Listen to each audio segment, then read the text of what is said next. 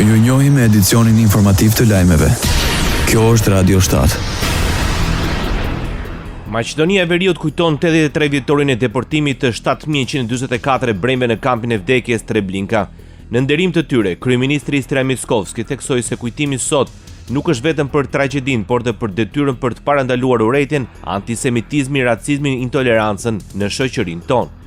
Historia në mëson se e keqja fillon me fjalë, me paragjykime, me indiferencë dhe përfundon me tragjedi që trondisin njerëzimin. Prandaj sot, si shtet dhe si shoqëri, rinovojmë betimin ton, do të ruajmë të vërtetën, do të kultivojmë kujtimin, do të mbrojmë dinjitetin njerëzor, deklaroi Istria Mickovski. Ai nënvizoi se komuniteti hebrej ka lënë një gjurmë të paharrueshme në historinë e vendit dhe kontributi i tij në kulturë, arsim, ekonomi dhe jetë shoqërore është pjesë e trashëgimisë së përbashkët. Radio 7, zëri pozitiv i qytetit.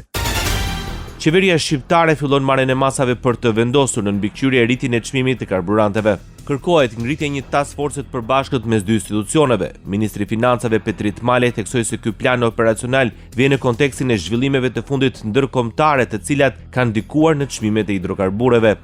Çmimet të cilat do të jenë në monitorim nga këto dy institucione në mënyrë që mos kemi rritje abuzime të këtyre çmimeve në sektorin e tregtimit të hidrokarbureve me shumicë apo dhe me pakicë. Sot kemi dakordsuar se kush do të jenë hapat që do të ndiqen nga këto dy institucione, duke filluar që nga vlerësimi me risk i operatorëve që operojnë në këtë sektor, por nga ana tjetër edhe duke marrë informacione nga tregu për sa i përket abuzimeve potenciale që mund të ndodhin. Kjo task force do të ketë në fokus rritjen e kontrollit dhe efikasitetit tatimor dhe doganor në sektorin e hidrokarbureve, si në tregtimin me shumicë ashtu dhe në atë me pakicë, në mënyrë që të shmangë rritjet abuzive të çmimit të tregtimit të karburanteve, duke mbrojtur kështu qytetarët shqiptar. Kontrolli do të fokusohet jo vetëm në kontrollin e dokumentacionit doganor apo tatimor, por edhe në kontrollin fizik të sasive të hidrokarbureve që tregtohen nga pikat e tregtimit me shumicë dhe pakicë.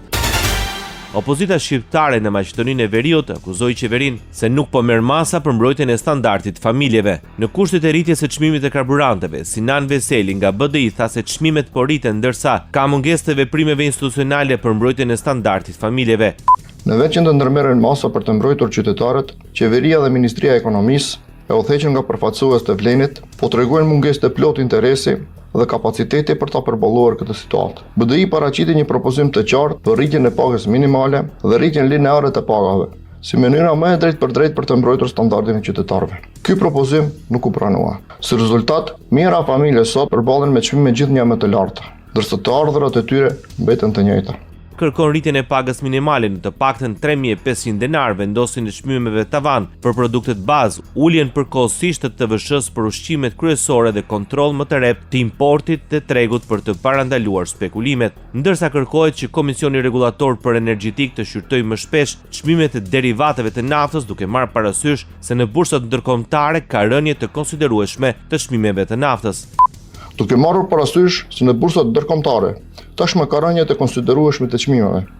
Çdo vonesë në reflektimin e këtyre ndryshimeve në tregun vendor është barë shtesë për qytetarët dhe bizneset. Qytetarët kanë nevojë për veprime konkrete, jo për heqje institucionale. Qeveria do të veprojë menjëherë për të mbrojtur standardin jetësor të familjeve. Bota.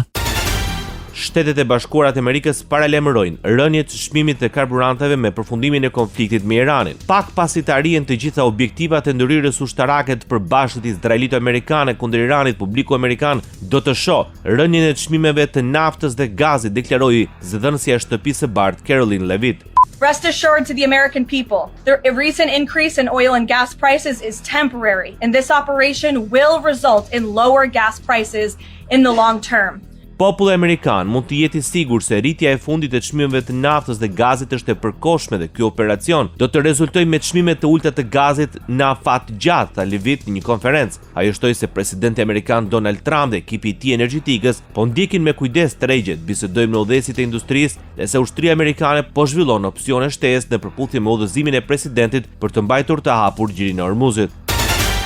Irani kërcënon me sulme akmarrëse ndaj qendrave bankare amerikane dhe izraelite në rajon pas një sulmi ajror ndaj një banke në Teheran. Një zëdhënës i shtabit qendror i Komandës së Përbashkët të Forcave të Armatosura të Iranit, Katam Al-Mbia, paralajmëroi se amerikanët duhet të presin veprimin të dhimbshëm akmarrës. Ai u bëri thirrje qytetarëve të qëndrojnë larg 1 kilometër nga bankat amerikane dhe izraelite. Sipas mediave shtetërore iraniane, disa punonjës bankash u vranë gjatë një sulmi në një bankë në veri të Teheranit. Sipas deklaratës zyrtare, ky akt lufte i paligjshëm dhe jo konvencional i jep forcave iraniane të drejtën për të synuar qendrat ekonomike dhe bankat e shërbazit të Izraelit në të gjithë rajonin. Teherani ka nisur akmarrje me sulme me dronë dhe raketa duke shënjestruar Izraelin, Jordanin, Irakun dhe vendet e gjirit ku ndodhen bazat ushtarake amerikane. Ndoqët lajmet shkurt në Radio 7, zëri pozitiv i qytetit.